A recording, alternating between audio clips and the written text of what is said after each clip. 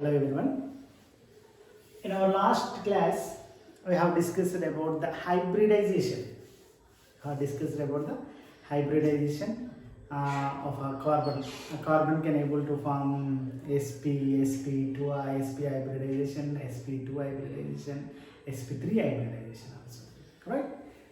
Now, we are going to discuss one more important topic in chemistry of carbon. Okay. First of all, allotropy. We use the word allotropy in the chemistry. First, we have to know what is allotropy.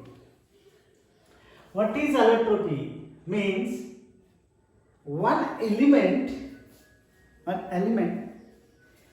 can shows the different physical properties also. Okay, one element can shows the different physical properties, but almost all similar chemical properties. Okay, for example, so the marker.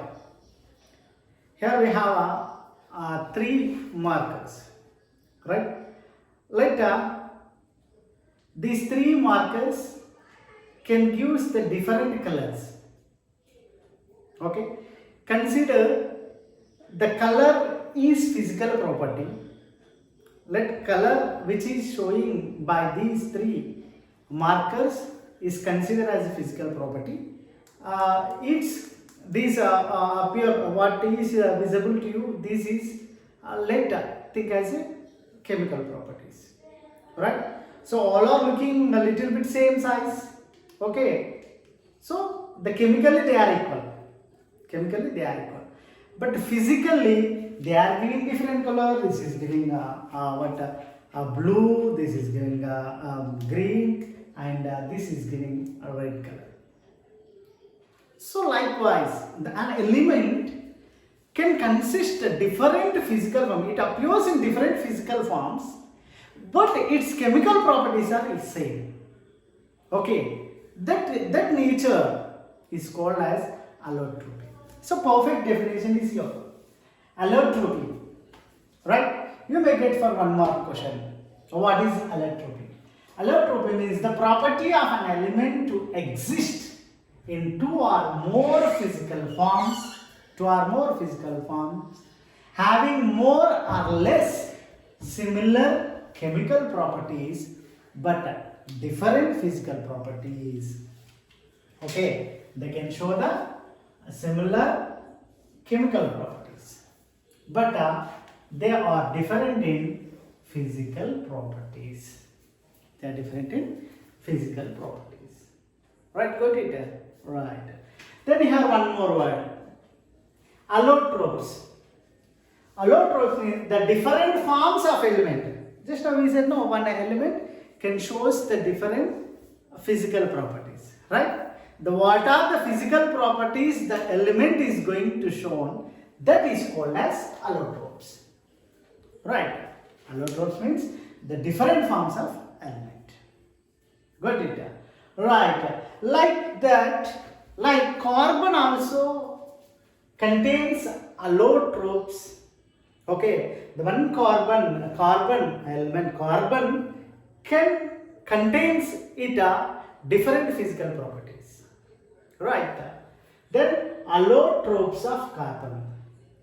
Right. Carbon is showing different physical properties. No. That the element which is shown different physical properties is called as allotropes.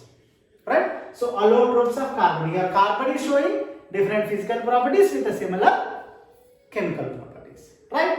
Here carbon can show again the allotropes of carbon is classified into two types. One is amorphous and one is crystalline. One is crystalline and one is amorphous. So what is the difference between amorphous and crystalline? Alright. Here crystalline means it is in solid in state. Okay. Then here also it has some solids. Got it? Then in the crystalline they have a fixed shape. In crystalline they have fixed shape. Like a diamond, it contains a fixed shape. And graphite, it has a one fixed boundaries, fixed shape, right? Like Buckminster fullerene also.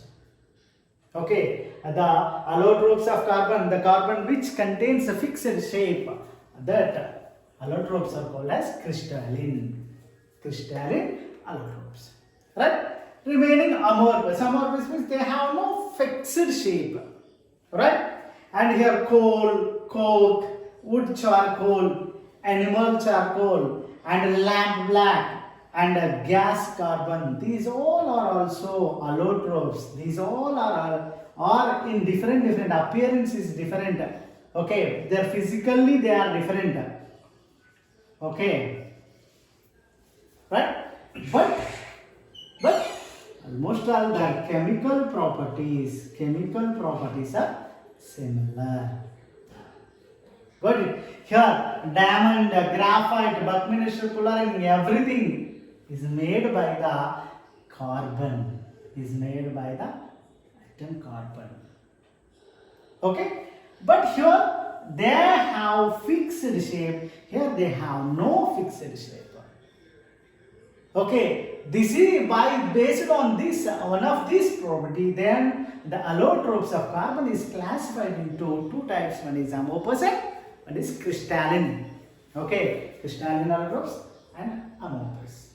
Okay, right. Then you will discuss about the amorphous in further in classes. But in our 10th class syllabus, we have crystalline structure. We have a little bit discussion about the structure, allotrope forms of carbon and crystalline structure. That means we will discuss about the diamond, graphite, and Buckminster fullerene. Right? Okay. Right.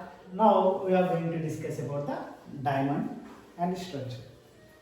Here, diamond is one of the allotrope of carbon.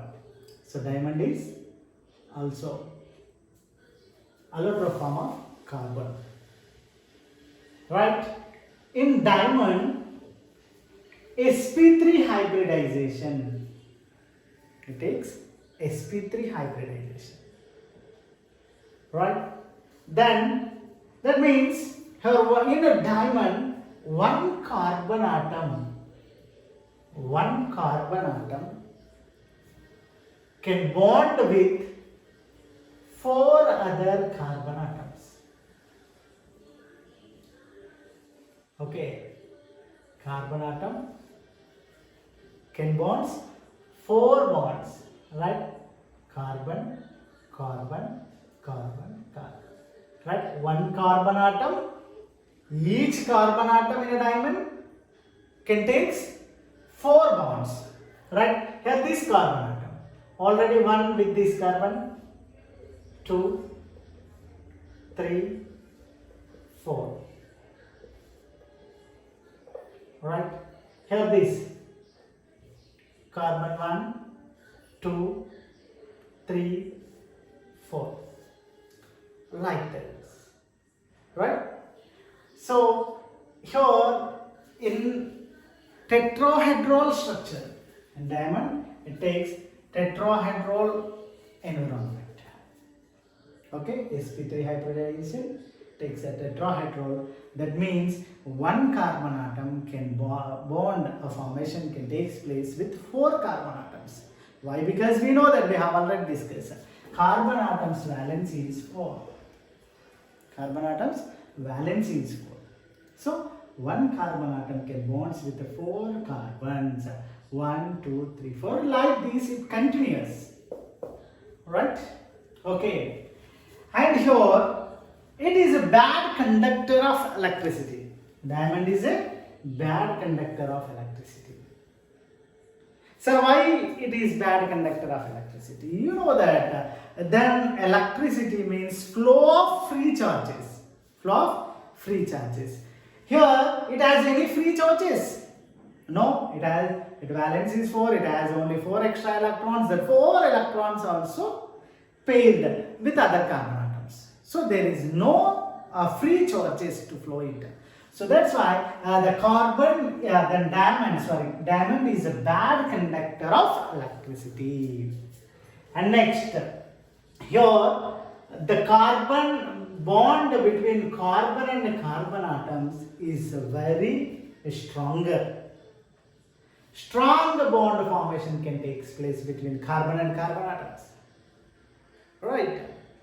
Then that's why to break the bond, right, we required large amount of energy. We required the large amount of energy. Until now, the diamond is the strongest material, strongest thing in our universe. Okay, right. This is about the diamond. In diamond, sp3 hybridization can take place at tetrahedral environment, and the bond formation is very stronger. So that's why we require. That's why the diamond is the strongest material, right? And we require large amount of energy to break it. And it is a bad conductor of electricity. Okay, right.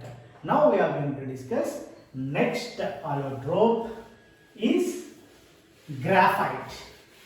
Graphite. It is soft and slippery to touch. A diamond is a stronger one, right? Hardest one, but it is soft one. See, it is also made by the carbon, right? Diamond is also formed by the carbon atom only. It is also the carbon atom only. But see how much variation between diamond and graphite, right? It is a stronger one, hard one. This is very soft one, and it is slippery to touch, right? Here in the graphite, sp2 hybridization can take place. In graphite, sp2 hybridization can take place. That means in each carbon atom, in each sp2 hybridization means then valence is 4. sp2 means then 3 bonds. Then each carbon can take 3 covalent bonds with another atom. See now, here carbon. It takes bond formation with the again 3 carbon atoms. Okay, right, like this it can form.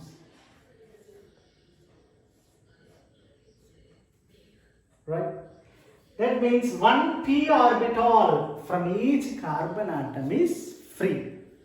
Okay, right, one p orbital from the carbon atom is free. That means it has free charge.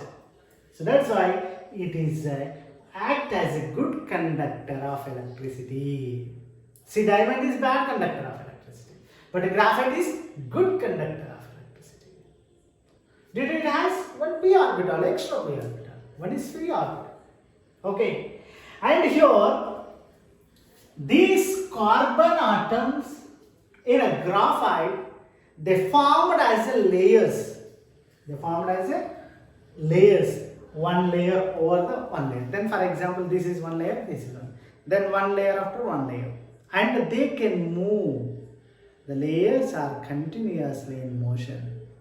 Okay. That means they slips. Okay. One layer, and over the one layer can slides. The layers, it can form one layer and second layer, third layer, like this. These all the layers are in slides. Okay, right. And then like this here, this is one layer. Okay.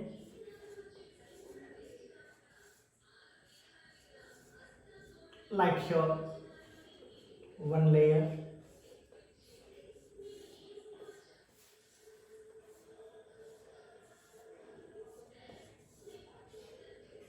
Right? See, this is one layer and this is one layer.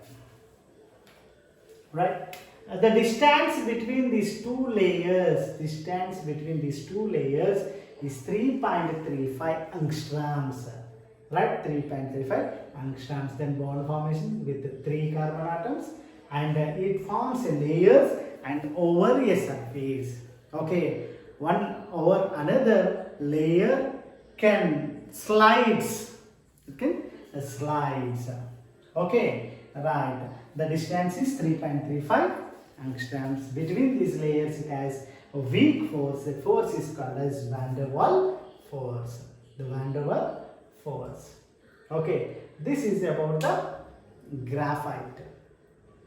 So the graphite is used to make pencil lids. Okay, pencil lids. Right, while writing with a pencil on the paper, then it's a weaker bond between the layers. It has weaker bond. No, then when we are writing on it, the layers can, due to the less force, right, and the layers can bond under the water molecule. Then due to while writing, it breaks and it falls on the paper. Right, while we are writing, the layers of a graphite can break and fall on the paper. That layers, the broken layers appears as a letter to us. Okay, that's why we use the graphite as a to make the pencil. Why? Because it has less force. It easily break down. This is the use of a graphite. Okay, right. This is about the graphite. One see here one interesting thing. This chemical property and diamond chemical properties also same. If you can heat the graphite at higher energy, high amount of heat, it releases the carbon dioxide. It releases the carbon dioxide, and at the same time, if you can heat the diamond, then at a high energy, with a high amount of heat, then also it can release carbon dioxide only. Why? Because it is formed by the carbon. They are releasing same product as same product they are giving. No, then that based on that we can able to came to know that they can show they have a same chemical property. Right? Okay. And next allotrope is Buckminster fullerene. Next Buckminster fullerene. So longest word in our science, physical science textbook, I think so, right? Then it is formed vaporized carbon condense at atmospheric air, right? When carbon is vaporized carbon, and it's condensed at atmospheric air, then the Buckminster fullerene can forms. And Buckminster fullerene look like say a soccer ball, right? It completely look like say a soccer ball, and it is called Buckminster fullerene. Fullerene is also called as buckyball. Okay, right? In its sp2 hybridization can take place. What hybridization? sp2 hybridization, right? Then its shape, it contains 20 hexagons and 12 pentagons. I will show you. Then 1, 2, 3, 4, 5. Right? With the 5 carbons, it forms like this 12 pentagons and 6 hexagons. Okay, it can form 6 hexagons. See,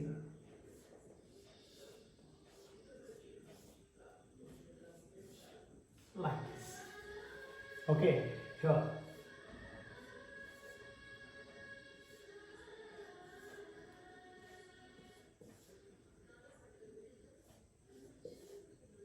Like this.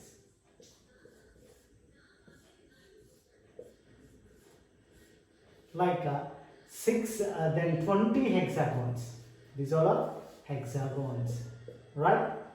In Buckminster fullerene, it contains 20 hexagons and 12 pentagons, total number of carbon atoms are 60. These 20 hexagons and 12 pentagons can form with 60 carbon atoms. So that's why Buckminster fullerene is also shown as C60. C60. That means it contains 60 carbon atoms.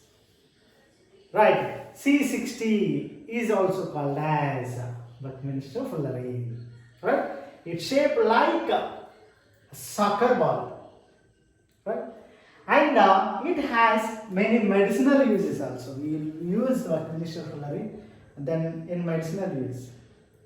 Alright, that is to target the, right, we use Buckminster fullerene in some kind of antibiotics to target the resist the bacteria.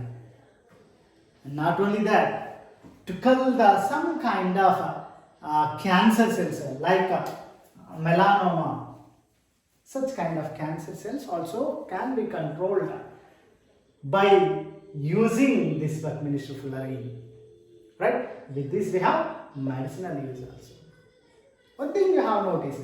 So what is the variation difference between the diamond and the graphite and here? The diamond and the graphite are number of many carbon atoms. It can formed by the composing of many carbon atoms. But here one Buckminster fullerene can form with only 60 carbon. It is limited, that is unlimited. Okay, right. This is about Buckminster fullerene. Right, and one more allotrope is also discovered in the year of 1991. That is called nanotube. Right. Now we are going to discuss about the nanotube. Okay, nanotubes. It is discovered in the year of 1991. The scientist name is Sumioli Jima. Sumioli Jima. Here it also contains hexagonals, right? Hexagonal array only, like a graphite, right? But in the graphite, they form like sheets, right? And then the sheets are like layers. Then they can slip one over it. Okay. But here, in case of nanotube, the sheet is folded as cylindrical shape, like cylindrical shape. The sheets or layers are formed by the hexagonals and they are folded like rolled like a cylindrical shape with the minute, the smaller diameter. So that's why we call it as nanotube. It is like a tube structure, very nano, very smaller, right? So that's why it is called as nanotube. And it is electrical conductor. It is also act as a good conductor of electricity.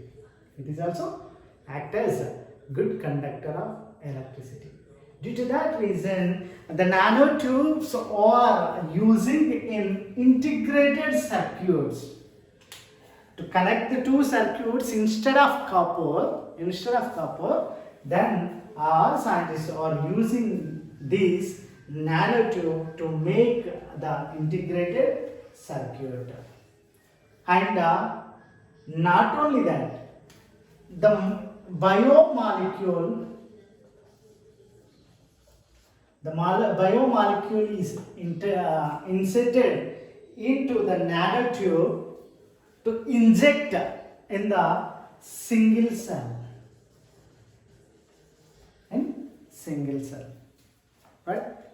So this is used in medicinal purpose also. Right? In medical field also we are using nanotubes.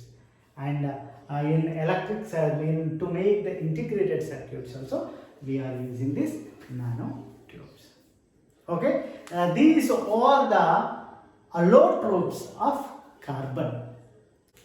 Okay? Right? Then this is about the carbon allotropes of carbon.